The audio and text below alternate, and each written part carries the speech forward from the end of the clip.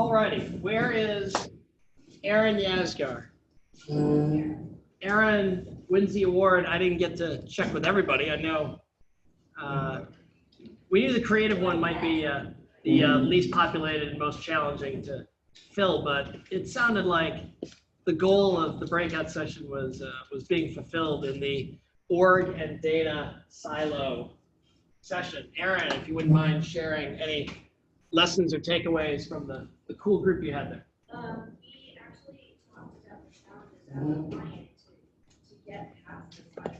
So how knowing that it's complicated and you've got somebody from BI, somebody from marketing, somebody from IT, you need to gather those people up. You know, how do you do that? We talked about the fact that somebody does start off as an owner, how does that person bring in the other stakeholders? How can we help them bring in the right stakeholders and get the right people interested? There was an anecdote of a data scientist running from the room because they thought, oh, this is just media.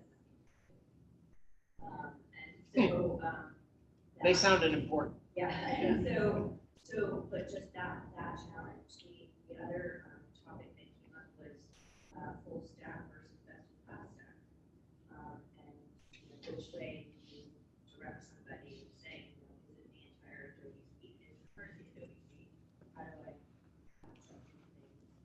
And what happens if some of those stack are owned by the different orgs, right? So you're not going to all of a sudden you are relying on the analytics guys who are being inside Tableau and manipulating raw data until they're happy.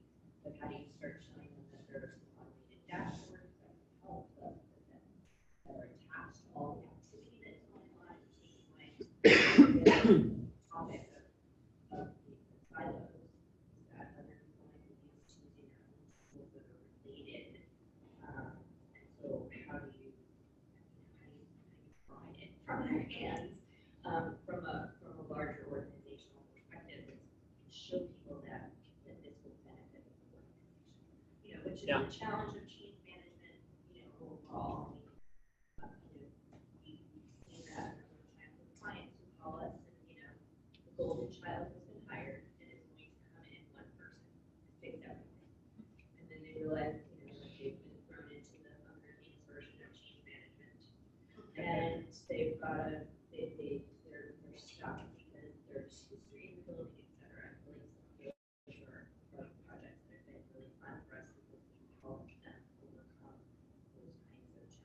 Yeah, we've also seen the reverse where, unfortunately, the goddess or god gets in there and they don't mind the fact that it doesn't move very much because everybody goes down the hall to ask Steve, and Steve likes when people come down the hall. It makes Steve feel important, and if other people know what I know, what's that mean for me, right? I mean, like there's that kind of insecurity that we've seen often causes a lack of sharing from the central power. And we keep telling people, no, you're going to have a better job. You're going to keep rising up, and others will. People said that about me at the New York Times, like, well, if you teach everybody programmatic, what are you going to do? There's plenty to do.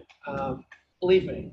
The goal is to, kind of like anybody, you put yourself out of a job, right? You just keep graduating kind of thing.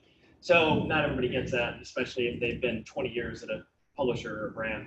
And the knowledge base, everybody's heard this word right now was an acronym, but for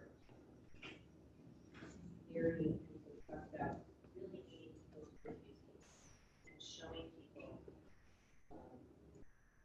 how it really can impact, which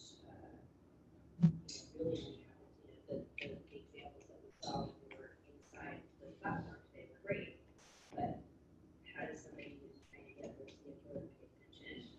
This is something we should look at. How do you show those kinds of things? So with that big bang 3 years ago, and another 75 times after that, it's like let's get a win together. Let's get something that shows positive momentum and an ROI, and then go run up and down the halls with that.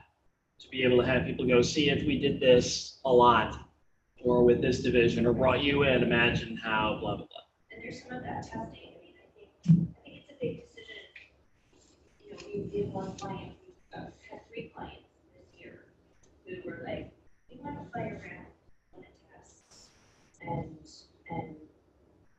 having the tech company be willing to test and be willing to, you know, not say it's all or nothing, either you marry us or you don't. 3-year contract. Really, was really helpful pushing some of those forward, and some of those tests are still going on. One of them's close to being done, and you can see the result. So that's a big part of unifying the stakeholders is you are talking to these companies, how can they help you with the overall test of your data? Very cool. Anybody else from that awesome table have any other thoughts, questions, comments? Cool. That went 8 minutes and probably 7 minutes longer than we'd even hoped. So that was great. Good stuff. Mr. Shaw, tough bar to get over with your A&M group. That was pretty good.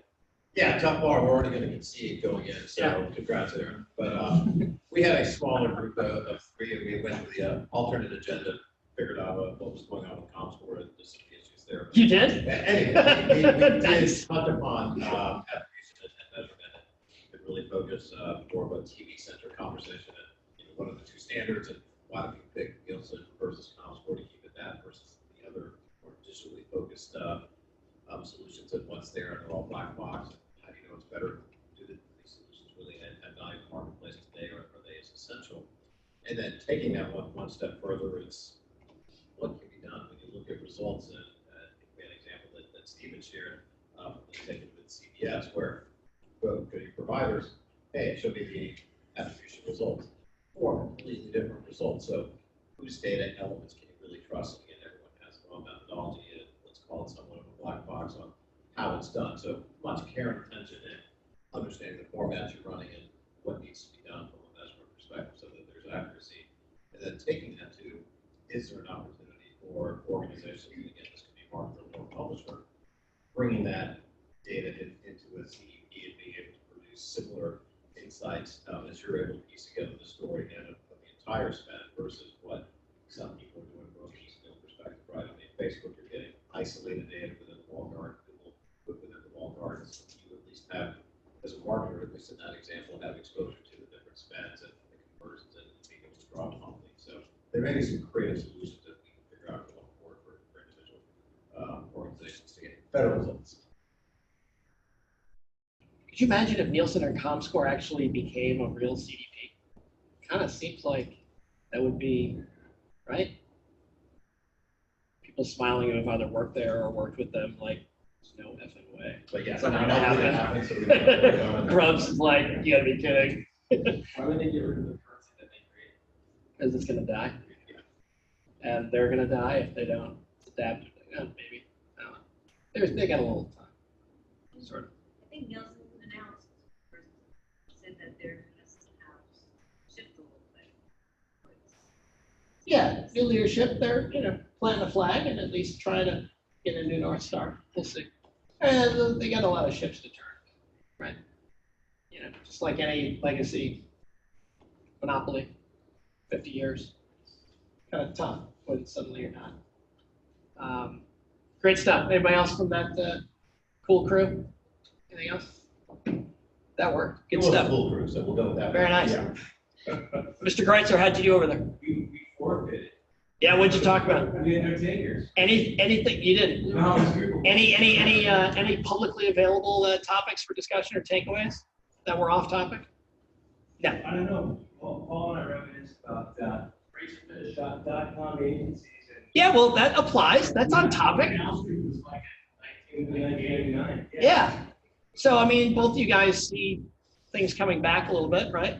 What was old is new again a little bit, whether it's Stickleways or some of the early Ave stuff, right? In terms of how you're trying to tag and, gee, it would be nice if we could get all this stuff in now finally, like we were asking, like we were asking Mike, imagine if you had this tech and these abilities in a job. Yeah, right? This is what everybody wanted. Yeah. And I think too with e-commerce subscription, those are the use cases. Those are sort of the circumstances that necessitate. If you have one of those, businesses or one of those demands, like you need a CDP. So I mean, maybe it was obvious. Yeah, true. Kind of table stakes at this point. Our creative table was creative, not talking about creative, but talking about whether Google was going to buy Salesforce and all kinds of other fun stuff. So 30 seconds of riffing for what it's worth. Yeah. We already talked about the connection between the org and data silos and the creative challenge with the bifurcation with media and how that's fortunately coming back a little bit. We're starting to see some first neat, almost real examples of people getting data-driven storytelling. We still haven't seen a real use case of it working. Ironically, we think one of the first might be the out-of-home industry. There's a client, an SSP client of ours called Adomni out of Las Vegas that's been integrating with everybody and anybody, and they get it, and they've been doing some kind of neat dynamic creative like stuff using some first-party data from the brand. So some good early tests and kind of see the ROI lift and all that without freaking out or ticking off anybody who's seeing the ad. So some good early stuff will come. Creatives always last on the panel. It's last in the agenda at the conference. Like, oh yeah, by the way, creative. Fortunately, people are starting to move it up in the agenda and kind of, we see that as kind of the next big spike, if you will. This and creative combined in terms of efficiency and ROI, because everybody's forgotten about it. They still stick the same 30 in there. Anyway, good stuff, guys. I went pretty well. All right, so. Hey, Pat, are you talking about dynamic creative? Yeah. Oh, okay. Well, so there are three, so our practice, there are three different ways that we think about it. One is in the ops and strats brief phase. There's process things and some data sharing that needs to be done when the client actually meets with, hopefully, the media team, the creative team at the same time, which we know for 20 years hasn't happened as much. Or, yeah, we'll work, and you play nice in the conference call or whatever, and then you're done. So there's a little bit of help that can be done there in terms of stage one, setting the strategy.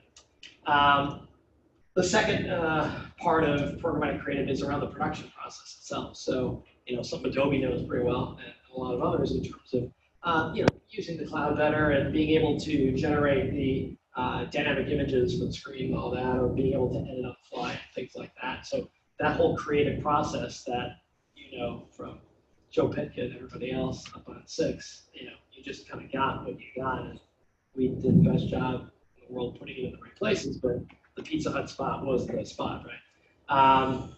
And then stage 3 that everyone immediately thinks about, understandably, with programmatic creative is our stage 5. It's the TCO, dynamic creative.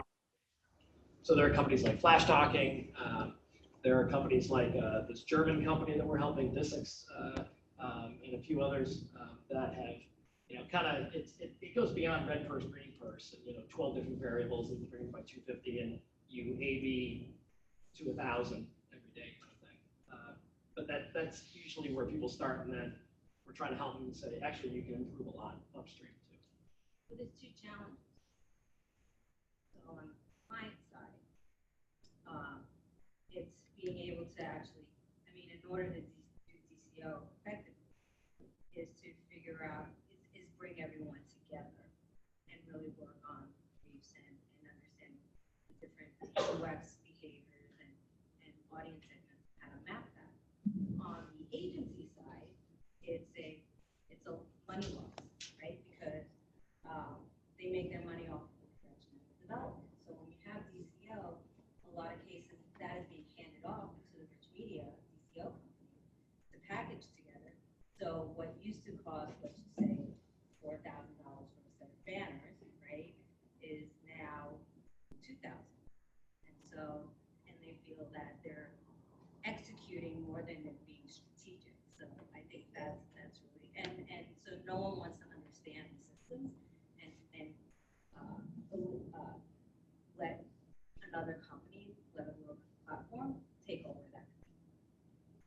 Yeah, the average, the stat we saw last month, the average total ad creative production cost across all media linear TV, 300 by 250s, everything in between, is down 67% in the last 10 years. Because you can send this out to the cloud and crowdsource it. You can obviously shoot yourself. Is that just because there's more digital ads being TV ads? Or? No, there was apples to apples, like medium per medium, not just because of the shift. It was TV is cheaper, everything was cheaper. That's a nice tease for the fireside chat we will have in roughly 45 minutes. So we're at our last break, guys. We're going to come back at 3:50 right here if you're still ready for more and to go into the home stretch. Paul and I are going to wonk out on the future of CDPs and go maybe way into the weeds, hopefully not too far, but just far enough to get you excited about what's next. And then we'll bring Angie up formally and we'll do a fireside chat with all of us. And then we'll do final Q&A and get you out of here. Cool? All right, so we'll see you at 3:50. Thanks.